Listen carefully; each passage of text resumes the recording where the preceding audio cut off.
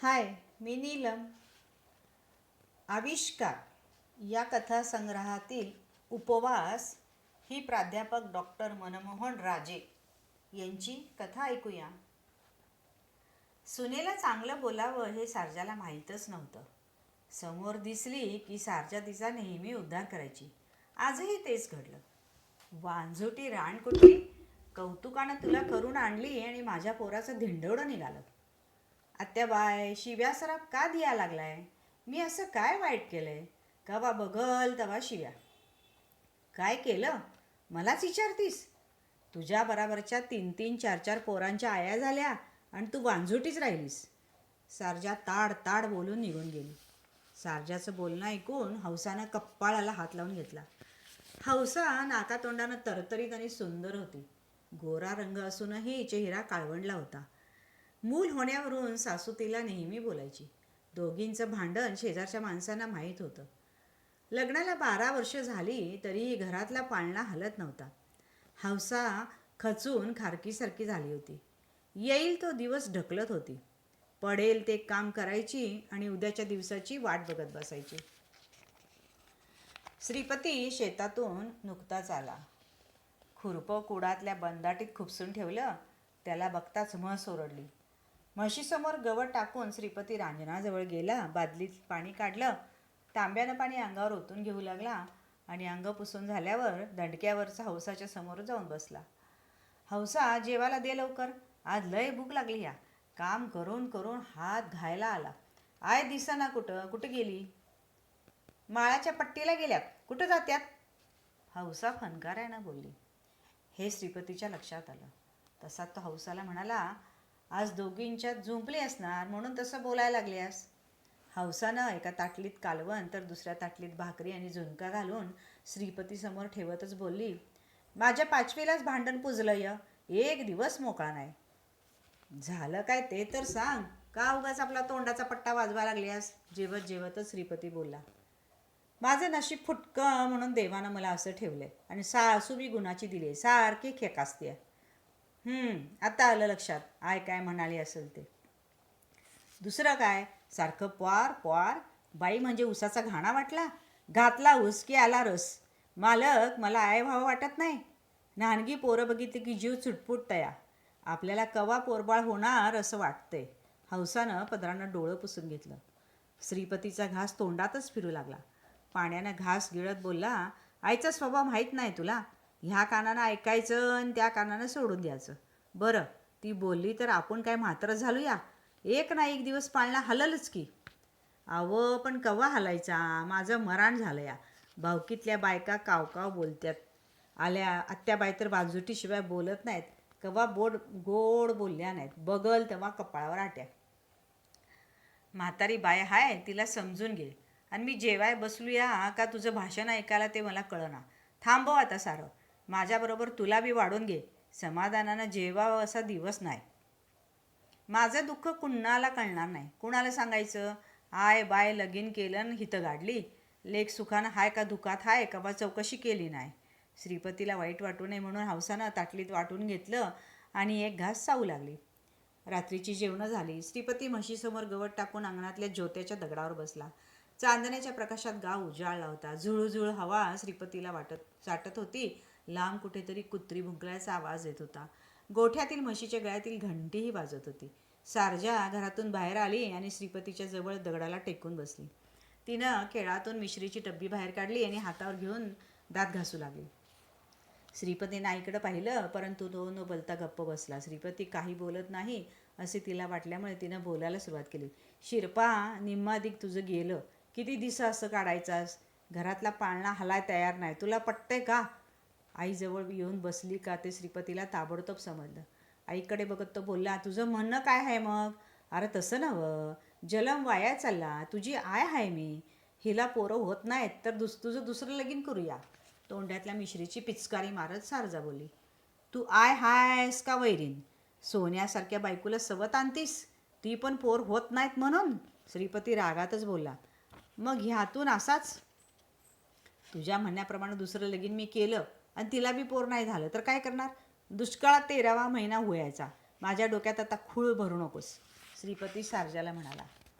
आईला दुखवायला नको म्हणून श्रीपती गप्प राहिला. आई टाकून बोलते, पावलोपावली अपमान करते हे माहीत असूनही भांडण नको म्हणून तो दिवस काढत होता. श्रीपतीला आणि हौसाला सारजा आज मोठ्यानं बोलत होती. भावकी रस्त्यावर आली होती. सारजाचे बोलणे श्रीपतीला सहन होत नव्हते. सारजाचा आवाज ऐकून हौसाने श्रीपतीला झोत्यावरून उठून आतल्या खोलीत नेले. शिरप्या बैलभाड्या झाला. आईची त्याला किंमत वाटत नाही. बायको त्याला चांगली वाटते असे सारजाला वाटत असे. चांदण्याचा प्रकाश कमी झाला होता. चंद्र वरतीकडे सरकला. सारजा दारातून उठून आतल्या खोलीत गेली. धाडकन दार बंद करून घेतलं. कडी घातल्याचा आवाज झाला. मुलावरून सारजाने भांडण काढले नाही असा एकही दिवस गेला नाही. श्रीपती लक्ष घालून शेती कसत होता. हौसा वारा पाऊस न म्हणता त्याच्याबरोबर काम करत होती. सासूचे अपमानकारक बोलणे सहन करण्याची सवयच तिला झाली होती. सासूचे बोलणे श्रीपतीच्या कानावर घालणेही तिनं बंद केले होते. देवाला केव्हा दया येईल याची ती वाट पाहत होती. हौसाने कोपऱ्यावरील लोखंडी बुट्टीत धुणं भरलं. झपझप पावलं टाकत रस्त्याला लागले. कोपऱ्यावरच्या दुकानातून साबण घेऊन धुण्याच्या बाजूला ठेवला. ओढा समोर दिसला. बायकांची धांदल दिसत होती. ओढ्याच्या खालच्या बाजूला शंकर न्हावी म्हशीचे केस भादरत होता. खंड्या पक्षी विजेच्या ताऱ्यावर पाण्याकडे बघत माशासाठी टपून बसला होता. पाण्यातल्या गवतात बगळा उभा होता. कावळे कावकाव करत होते. हौसानं बुट्टी खाली टेकवली. साडी गुडघ्यापर्यंत वर खोवली आणि कपडे भिजवून घेऊन एका एका कपड्याला साबण लावू लागली. हौसा, तू कवा आलीस? कपडे धुत असलेल्या माळ्याच्या शिरपानं विचारलं. आली बया आत्ताच. का आमाचा गर्राडा पडलाय? कपड्याला साबण लावतच हौसा बोलली. दोघींचे कपडे धुवून झाले. धुतलेली कपडे गवतावर वाळत घालून झाडाच्या सावलीत दोघी बसल्या. सासू कशी आहे ग? पटवून घेते का नाही? तिला काय होतं या? चांगली धडधाकट आहे. खरं वटवटलंय. लाकडाचं तोंड असतं तर फुटलं असतं, हौसा म्हणाली. म्हातारा माणूस आहे, आपणच गप्प बसायचं. शिरमानं हौसाचा अंदाज घेतला आणि पुन्हा बोलली. हौसा, मुलाला कसा ग एवढा टाईम? काय बघितलं का नाही? देव देवऋषी बघा. अडलं नडलं देवाचं असतंय, शिरमा बोलत होती. मावशे, माझ्या हातात आहे का ग? देणारा त्यो आहे, वाट बघायची. अगं, टेकावरच्या देवळात कोणीतरी महाराज आलाय. गुण बी चांगला आहे म्हण. खालच्या आळीची मंगी तुला माहीत आहे ना व? तिचं पण तुझ्यासारखं आहे. जाती या विचारी. खरं म्हणतीयास? आतुरतेनं हौसा बोलली. तुला खोटं कशाला बोलू? बायका लय कुजबुजवायला लागल्यात. रीग लागली आहे देवळाकडं. बघ जाऊन. शेवटी तुझं नशीब. नाहीतर हायच मग फक्कस्त राबायचं. बाईचा जलमच वाईट. शिरमा मावशे, देवानंच तुला पाठवलंय. तुझ्या शब्दाला यश आलं की तुला पेढा देईन. असं बोलून हौसानं वाळलेल्या कपड्यांच्या घड्या घालून बुट्टी ठेवल्या व घराची वाट धरली. माळ्याच्या पट्टीला भांगलन चालू होती. श्रीपती पाठोपाठ हौसानं पात लावली. सारजाई मागे होती. दोघेही तिच्या आडवे जाऊन पात लावली. भांगलून भांगलून पाय मोडलं बया. हातातलं खुरपं बाजूला ठेवत सारजा बोलली. जेवणाचा वक्कूत झालाय. 4 घास खाऊन घेऊया. तणांचा ढीग उचलत श्रीपती बोलला. श्रीपतीनं आणि हौसानं तणाचं ढीग बाबळीच्या बुडक्यात टाकलं. चूळ भरून तिघही जेवायला बसली. जेवता जेवताच हौसा श्रीपतीला म्हणाली. अव, तुम्हाला काय माहीत आहे काय? काय? टेकडावरच्या देवळात म्हण कुणी महाराज आल्यात. मूल कवा होईल ते बी सांगत्यात. गुण येतोय म्हण. हौसा संकोचून बोलत होती. तुझा विचार काय हाय? मी बी जावं म्हणते. हौसाचं बोलणं सारजा लक्षपूर्वक ऐकत होती. तू शहाणी की येडी? महाराजामुळं पोरं होत्यात? हौसाकडं रोखून बघत श्रीपती बोलला. तुम्हाला नाही पटायचं. हौसा मध्येच तोंड घालून बोलली. शिरमी सांगते तर खरं असेल. हौसाला जाऊ दे तिकडं. शारजाच्या दृष्टीनं ही आनंदाची बातमी असल्यामुळं ती बोलत होती. आज पहिल्यांदाच हौसाबद्दल चांगले बोलली होती. श्रीपतीलाही ते विशेष वाटत होते. सारजा पुन्हा बोलली. हौसा, मी तुझ्याबरोबर येते, पण महाराजाकडनं आशीर्वाद घ्यायचा. आये, महाराज म्हणजे थोतांड ग. उगीच तिला देवळात घेऊन जाऊ न ग. श्रीपती म्हणाला.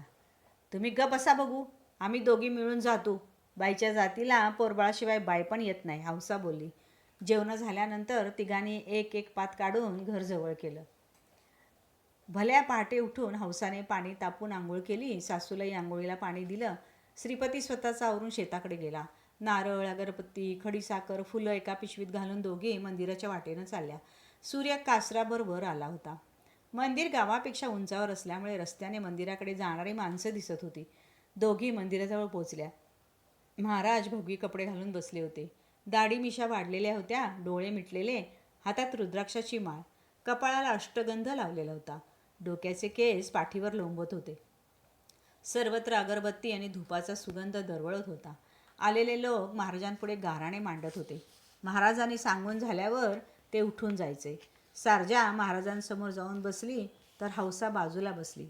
पिशवीतील एक एक वस्तू बाहेर काढून सारजाने महाराजांपुढे ठेवली. महाराज पाया पडते असं बोलून सारजानं हात जोडलं. बोल बाई. महाराजांचे डोळे मिटलेले होते. महाराज, ही माझी सून आहे. लगीन होऊन 12 वर्ष झाली, पर पाळणा अजून हल्ला नाही. देवा, माझ्या सुनांना आशीर्वाद द्या. पाया पड ग. सारजा सुनाकडे बघून बोलली. तशी हौसा महाराजांच्या पाया पडली. महाराजांनी डोळे उघडले. पुत्रवती भव. हौसाला महाराजांनी आशीर्वाद दिला. बाई, तुमच्या सुनाच्या नशिबात पुत्ररत्न हाय, पण तुमची वेळ बरोबर नाही. हौसाकडे बघत महाराज बोलले. महाराज, उपाय सांगा तिच्यावर. सारजा महाराजांना बोलली. त्यावर उपाय हाय. नजर एकाग्र ठेवत महाराज बोलले. देवा सांगा, पोरासाठी मी काय बी करायला तयार आहे. पोटाला पोर नसल्यामुळं माणसं काय बी बोलायला लागल्यात.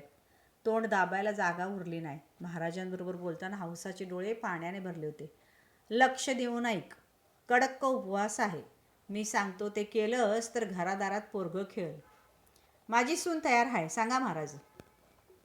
उपवास 4 महिने करायचा. मुठभर तांदूळ शिजवायचे, त्यामधील अर्धा भात गाईच्या मुखात घालायचा आणि अर्धा भात वरणाबरोबर खायचा. तोही दिवसातून एकदाच खायचा. असे बोलून महाराजांनी दोघींच्या कपाळाला अंगारा लावला. सारजानं लुगड्याच्या केळातील 5 रुपये काढून महाराजांसमोर ठेवले. नमस्कार करून दोघी मंदिराच्या बाहेर पडल्या. महाराजांनी सांगितल्याप्रमाणे हौसाने उपवासाला प्रारंभ केला. सारजाच्या वर्तनातही बदल झाला होता. ती हौसाला कामात मदत करू लागली. दोघी एकमेकींशी गोड बोलू लागल्यामुळे दोघींच्यातील दुरावा संपला होता. उपवासामुळे हळूहळू हौसाचे शरीर काम देईनासे झाले. डोळे आत गेले. डोळ्याभोवती काळी वर्तुळं दिसू लागली. हातपाय काडीसारखे झाले. ताकद उरली नाही. हातापायानं चालायचे बंद केले. मात्र मी आई होईन या आशेवर हौसा उपवास करत राहिली. उपवासाचे 2 महिने, 3 महिने, 4 महिने झाले. हौसा अस्पष्ट बोलू लागली. सारजा श्रीपती हौसाजवळच बसून होती. अंथरुणावर आडवी झालेली हौसा श्रीपतीबरोबर बोलण्याचा प्रयत्न करत होती. मला मूल. हौसा डोळ्यात पाणी आणून बोलत होती. सूनबाय, रडू नको, सोच जरा, उपास कडक आहे. सारजा बोलली. मुलानंतर मला मरण. हौसा, असं वंगाळ बोलू नगस. मला मूल नग, पण तू पाहिजेस. तुझा उपवास बंद कर. चल दवाखान्यात. अंगात काय उरलं नाही. चल उठ. श्रीपती म्हणाला. मूल करत हौसानं डोळे मिटले. बोलायची थांबली. श्रीपतीचं काळीज धाड धाड करू लागलं. त्यानं हंबरडा फोडला. हौसा, काय केलंस? मुलासाठी जीव दिलास. कुठल्या मुळावर महाराजानं तुला उपाय करायला सांगितला? मला का सोडून गेलीस? नको म्हणताना महाराजांकडे गेलीस. मूल म्हणून तळमळलीस. उपवास केलास. आता मी काय करू? मी कुणासाठी जगू? हौसा.